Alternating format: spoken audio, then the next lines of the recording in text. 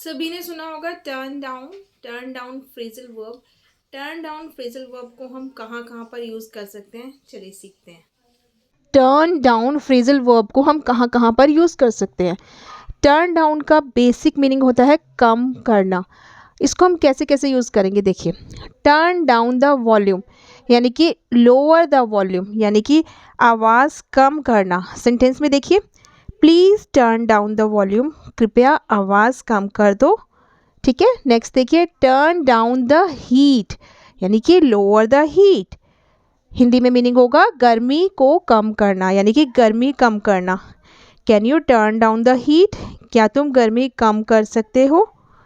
For example, आपके gas पर कुछ रखा हुआ है, कुछ बन रहा है, आप घर में किसी बच्चे से या किसी से भी कह सकते हो कि can you please turn down the heat.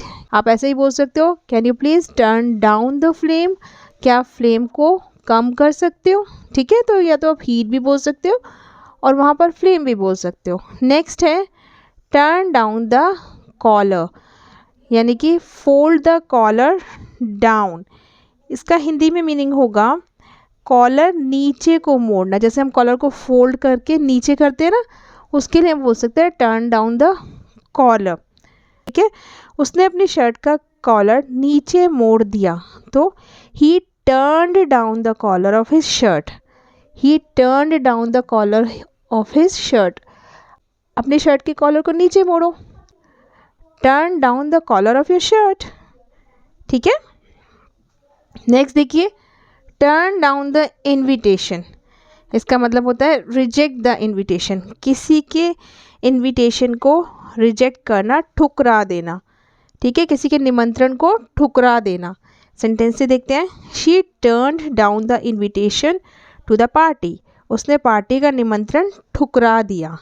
She turned down मतलब उसने ठुकराने का काम कर दिया। सेकेंड फॉर्म यूज़ हुई है, she turn down the invitation to the party. उसने पार्टी का निमंत्रण ठुकरा दिया।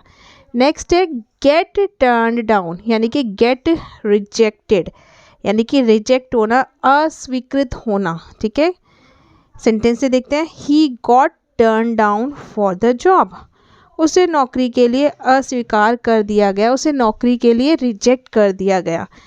फिर से सेंटेंस को बोलती हूँ, he got turned down for the job. उसे नौकरी के लिए अस्वीकार कर दिया गया। अब एक सेंटेंस की इंग्लिश आप मुझे बताओ, वो इस इनविटेशन को रिजेक्ट कर देगा।